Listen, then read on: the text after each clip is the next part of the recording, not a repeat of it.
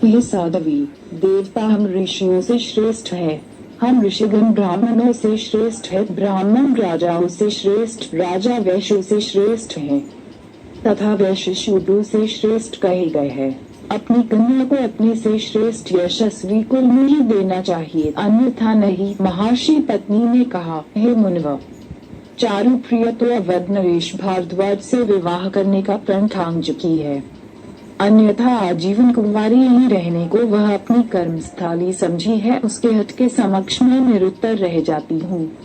उसका अपना कोई अलग दर्शन बना जान पड़ता है, जिसे मैं समझने में स्वयं को असमर्थ पाती जी हूँ। महर्षि सप्तक ने चारुप्रिया को बुलाकर कहा, हे पुत्री, तुम सर्वगुण संपन्न हो, पर जन्म देने के कारण तुम्हारा लाभालाभ सोचना मेरा परम कर्तव्य है। महाराजा भारशिवकुल में उत्पन्न भर शासक युवपति भारद्वाज भर सम्राटों में सर्वश्रेष्ठ है। वे ही भारशिव कहलाते हैं। उनके पूर्वजों ने भगवान शंकर को 10 बार अश्वमेघ यज्ञ करके प्रसन्न कर लिया था। वे उत्तम कुल के सम्राट हैं, इसे कोई अमान्य नहीं कर सकता, पर वे महर्षियों से श्रेष्ठ नहीं माने जा सकते, अतः ऋषि कन्या होने के नाते तुम्हें उन्हें अंतःकरण से निकाल देना चाहिए। चारुप्रिया ने कहा, हे पिताश्री, आपका शास्त्र क्या आदेश देता है, इससे मैं अनभिज्ञ हूँ, पर इतना अवश्य जानती हूँ कि प्रणय बंधन जनक जननी की पहल निमित्त मात्र है। मेरे भविष्य की श्रेष्ठता ही मेरा प्रेम है। प्रेम नैसर्गिक है और इसे कृत्रिमावर्ती से आच्छादित करना उसका अपमान करना है। उच्चता तथा निम्नता का क्रम बनाना प्रकृति के प्रतिकूल आचरण करने का हठ है।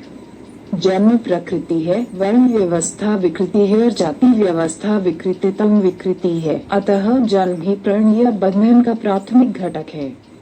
हे तात, महाराजा भारद्वाज भारशिवकुल के शोधित क्षत्रिय है, परों में सर्वश्रेष्ठ तथा राजाओं में महाराजा धीराज है। मैंने उनमें वे सभी गुण देखे हैं जो श्रेष्ठ राजाओं में होने चाहिए।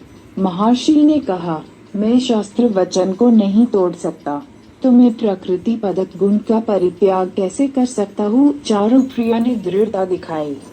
प्रकृति प्रदत्त गुण तथा शास्त्र वचन में शास्त्रार्थ होता रहा। वास्तविक ईश्वरीय शक्ति तथा काल्पनिक ईश्वरीय शक्ति में वाग्युद्ध की यह प्रथम घटना नहीं थी, पर विजयस्मी नारी की दृढ़ प्रतिज्ञा की हुई, प्रकृति की हुई। एक बार सप्तक ऋषि के आश्रम में महर्षि दूर्वासा का पदार्पण हुआ। ऋषि सप्तक ने चारुप्रिया के हठ का समाधान खोजने के उद्देश्य से इस प्रश्न को महर्षि दूर्वासा के समक्ष रखा। दूर्वासा ने कहा, कन्या की शोभा वर से होती है और उसकी कोई जाति नहीं होती है। जिस जाति में वह व्याही जाति उसी जाति की होती है। स्त्री एक खेती है, जैसे अन्न बोएंगे वैसा ही फल लगेगा। अतः चारुप्रिया का प्राकृतिक पक्ष सबल है और आपको इसे अमान्य नहीं करना चाहिए। महर्षि दूर्वासा के सत्य वचन सुनकर ऋषि सप्तक ने अपना मत स्थगित कर दिया और अवधपुरी में भारद्वाज राजा के यहाँ चारुप्रिया से विवाह करने का शुभ संदेश भेज दिया। शुभ मुहूर्त पर राजा भारद्वाज का चारुप्रिया से विवाह करने का शुभ संदेश भेज दिया। शुभ मुहूर्त पर राजा भारद्वाज का चारुप्रिया से विवाह संपन्न हो गया।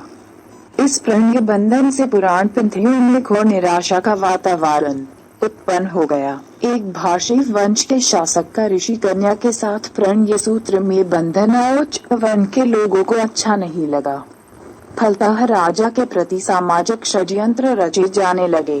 कुछ समय पश्चात चारुप्रिया ने सुरहा नामक पुत्र रत्न को जन्म दिया, जो राजा भारद्वाज के बाद अवध के सिंहासन पर बैठा। सुरहा से देश के संप्रांत वर्ग के लोग द्वेष रखने लगे।